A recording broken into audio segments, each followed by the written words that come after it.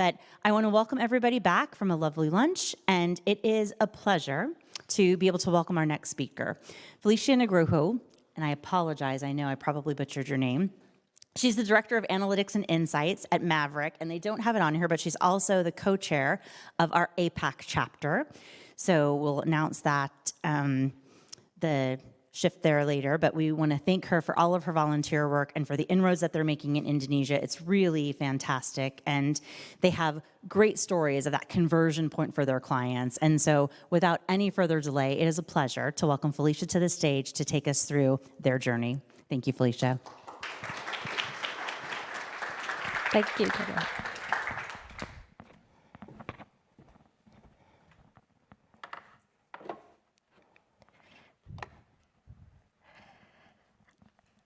Hi, everyone. And I think it's like most of the other speakers earlier, we're all very conscious about body language after Stefan's session this morning.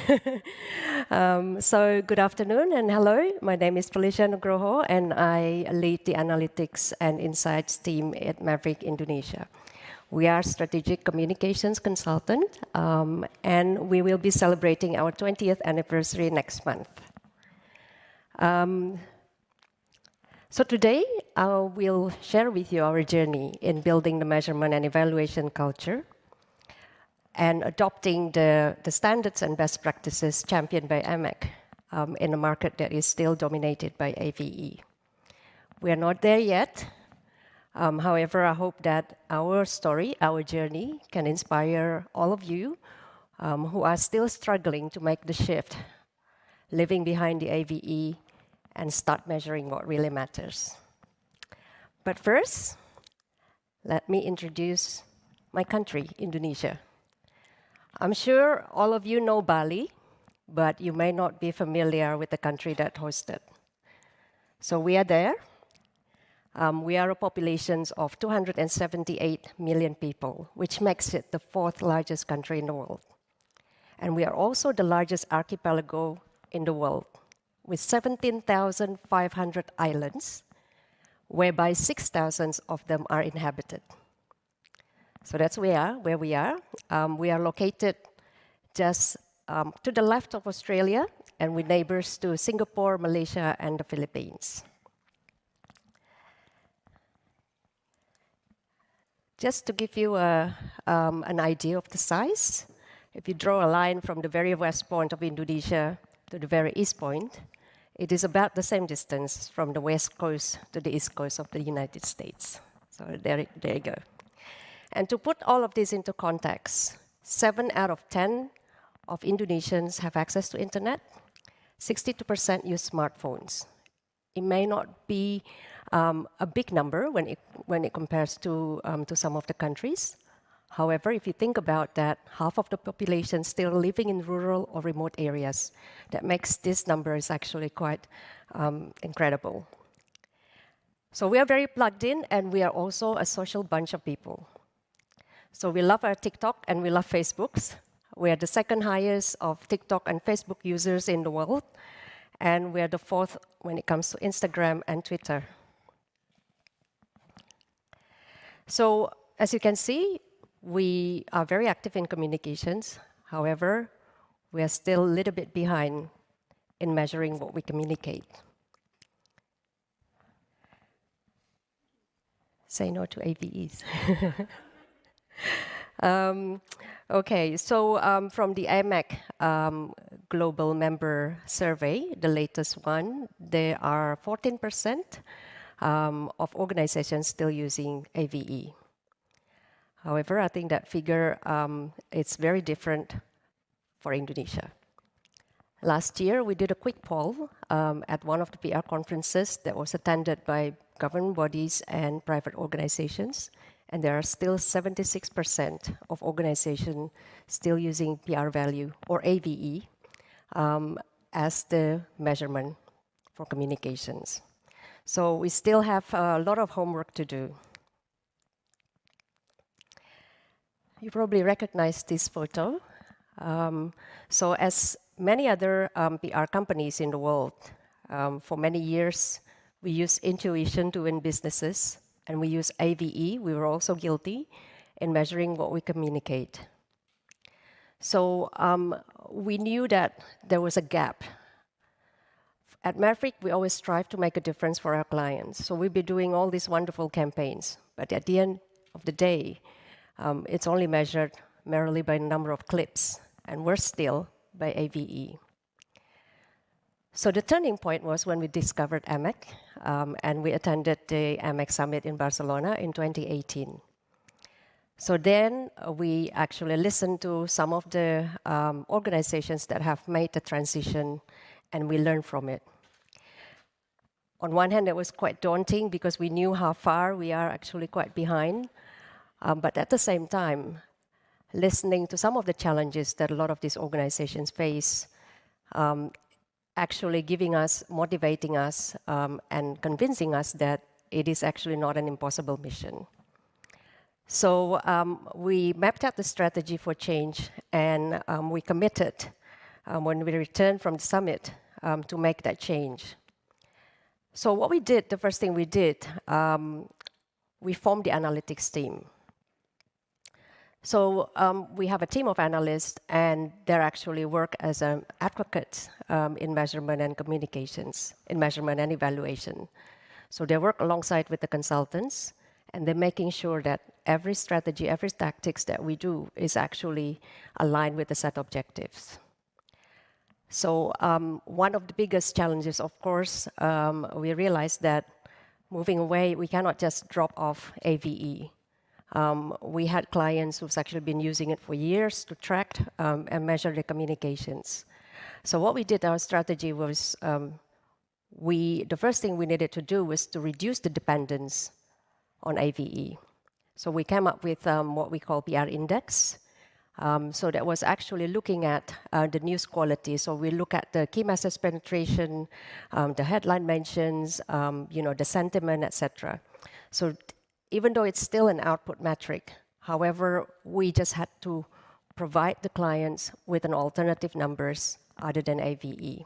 So what we used to do, actually, we presented both of the numbers, the AVE as well as the PR index. So slowly, the clients then starting to get used to a different number. When then, at that time, then we start having conversations introducing AMEC integrated evaluation framework. So next, as we all know, that language is very important. So what we did, the next thing we did was to actually change the language internally. So we started to get used to, with the objectives, with the baseline, with the outcome, outtakes, also with impact, right? Even though at the time, we didn't have all the boxes ticked yet, however, we started to get used to the idea. We persisted. We continue asking the questions. For every tactics, for every activities that we did, we asked the consultants, how is that linked to the objectives? How are you going to achieve the objectives? And what success will look like? So slowly then, we started to use that language internally. Simultaneously, we also changed the language with our clients. So we start then, our conversations with our clients have improved tremendously. So rather than just talking about, news clips and PR value, then we started talking about how a campaign has made an impact. How are we going to achieve the outcomes, and so on. Of course, along with the measurement, data plays a very important role. So data is at the center of it all, actually. So from there, we stress the importance of having baseline, because as we all know that we cannot gauge how much of the needle has been shifted without knowing the starting point. So this is something that was very new for us then, because we weren't used to using a lot of data. We also conducted research. We did primary and secondary research to get our baseline data, and using combinations of tools to get the insights. So as a result, we won some new business also because from there, for the strategy that we propose, we started to get really good at using data, and we become a data-driven culture.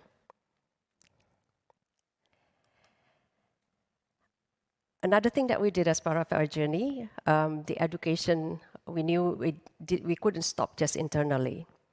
So we also wanted to make an impact in the industry. So last year, you can see that, Richard? So last year we participated in the Measurement Month for the first time. And we held 2 webinars where we actually invited our very own Jonah Burke and Richard Bagnall to speak in front of the communications professionals as well as the C executives. So from those 2 webinars, we generated some interest and some inquiries from the industry, from private organizations that actually came to us and asked, okay, so how can we start with this AMEC integrated evaluation framework?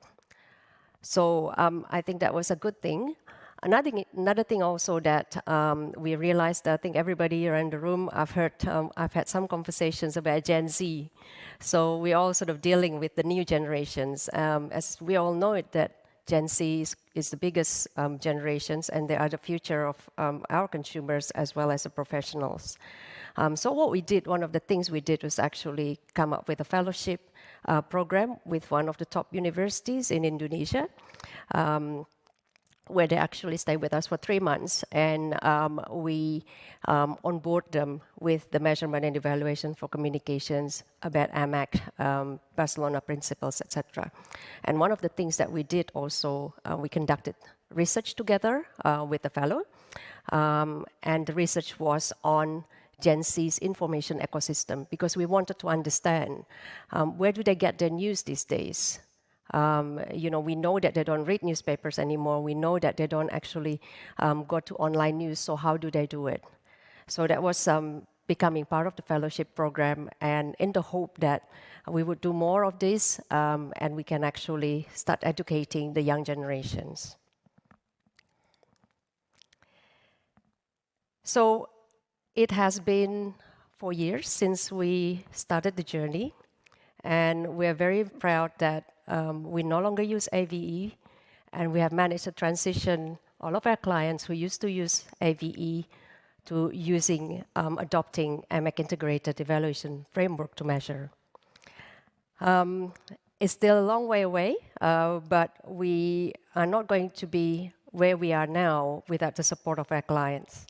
One that we are very proud of and very excited to share with you today is our client WhatsApp. So, like in many markets, WhatsApp is the most used messaging application in Indonesia. In 2018, WhatsApp launched WhatsApp Business. It's an app specially designed for small businesses. There are 64 million small-medium enterprises in Indonesia, contributing 61% of the nation's GDP. So that, coupled with the already strong user base, actually created a market for WhatsApp Business to grow. But as we began to work together with WhatsApp, the pandemic hit. So many were affected, including traditional market vendors. And they couldn't sell their produce to the consumers due to the national restrictions and causing economic hardship. And these group of communities actually were left behind from receiving some of the pandemic support programs. So, and also their digital connectivity, the lack of digital connectivity actually disadvantaged them furthermore. So WhatsApp is not just about providing quality messaging app. They uphold their values. They want to be also good for the people, the economy, and the society. So in line with this, WhatsApp then started a program called Pasar Juara, which means winning market. So it's a program that they work together with with the government body, Small Medium Enterprise Indonesia, and also together with a public policy specialist to come up with this program. So it is an integrated program, and the idea is to provide digital training to all of the traditional market traders all across Indonesia. So they can actually start running their business as usual using WhatsApp Business. So there were 1,130 traditional market vendors that were trained from 66 markets across 25 cities in 15 provinces. Now, in this case, there are two groups of audiences that we want to reach out to. So the first one is the consumers itself. So the objective of the communications is to create awareness among the consumers that they can now reach their local market vendors and place an order through WhatsApp. And the other group of audiences are the market traders themselves. So we want to actually create awareness so that more and more market vendors start using WhatsApp Business to start running their business. Okay, so traditionally we would do more media engagement. However, we know that today we always wonder how many of the news actually get read, especially by the target audience that we want to reach out to.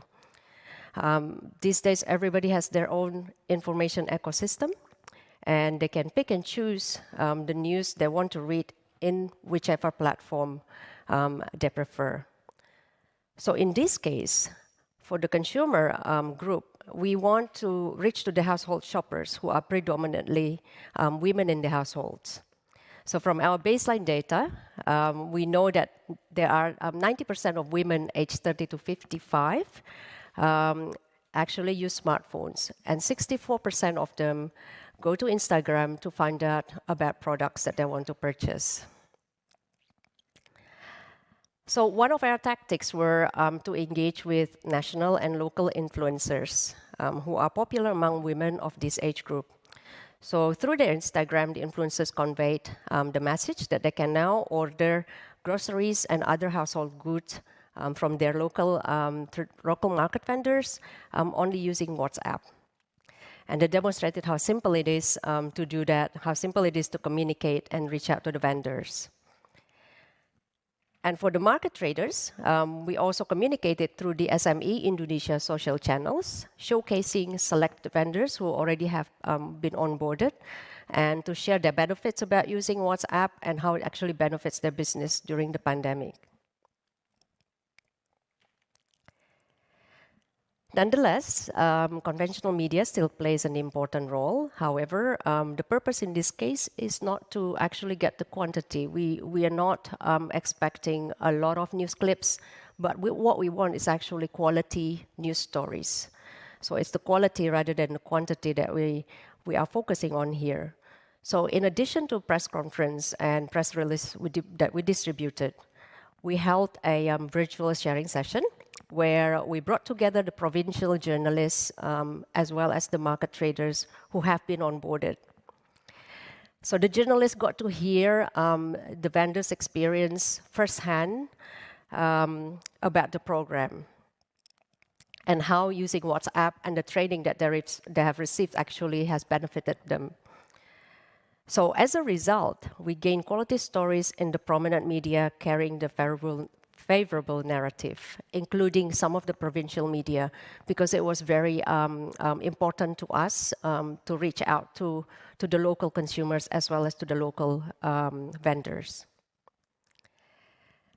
So here you go. Of course, the real result is in the outcomes. The messages that we amplified across PESO channels not only raised awareness about WhatsApp business among the consumers and the traditional market traders, but most importantly, the communications have earned trust among the consumers that WhatsApp is a reliable app to buy their household needs, and trust among the market traders that they can run their business securely and reliably using WhatsApp business.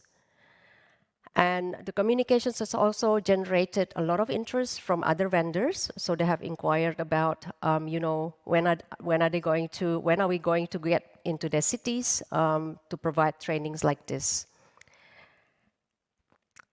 The most important thing is we have also built the advocacy. 94% out of all those 1,130 vendors said that they will share about WhatsApp Business to fellow traders. 50% have peers who already started using WhatsApp Business after hearing about it.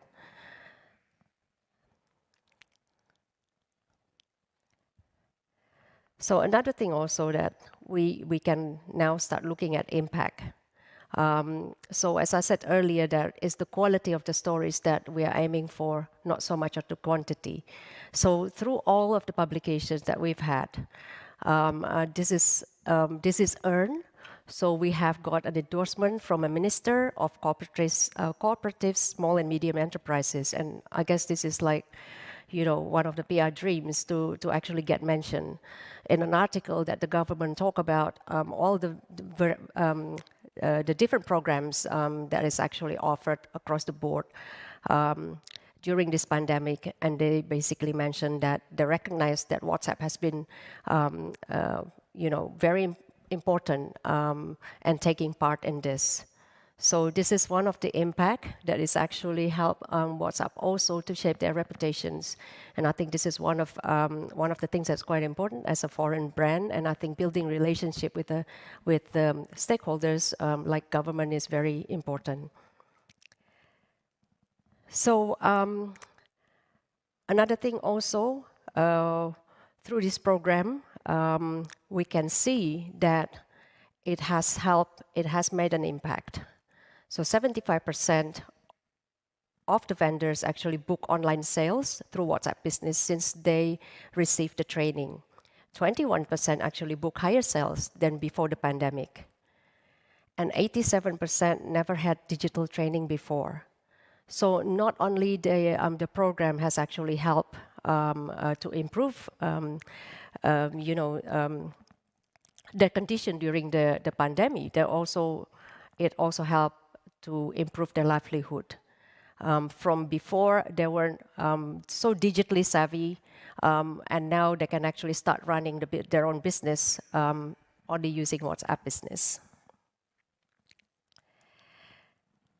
So, and what does it all mean to us? I think for WhatsApp, for the first time, they're actually able to see the connections, how the communications that we have done for the program has achieved the outcomes and the impact. And for us at Maverick, for the first time, we are actually able to see the difference that we make for our clients. And this is it's a key milestone for us. And this is the first case study that we have done, and it's the first case that we are able to adopt the AMEC evaluation framework and to be able to see the results like this. So our journey continues. We are not there yet, and we continue learning. However, I hope that our stories today will inspire some of you who are still on the AVE road. That I think there's no better time to start shifting from the AVE and start measuring what really matters. So thank you for the opportunity, and it's truly an honor to be here. And thank you for the warm welcome.